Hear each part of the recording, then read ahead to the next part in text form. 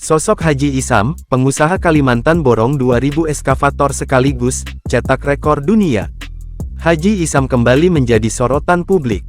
Kali ini, pria berdarah Bugis itu mencetak rekor dunia dengan pemesanan 2000 unit ekskavator. Lantas, siapakah sosoknya?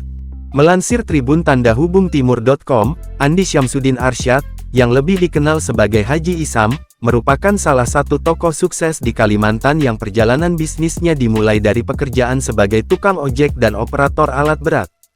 Haji Isam lahir di Batulisin, Kalimantan Selatan, pada tahun 1977, meskipun orang tuanya berasal dari daerah lain.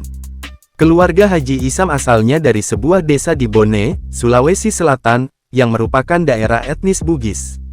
Ayah Haji Isam adalah seorang pedagang tembakau yang merantau ke Kalimantan Selatan, dan Haji Isam awalnya bekerja sebagai supir pengangkut kayu.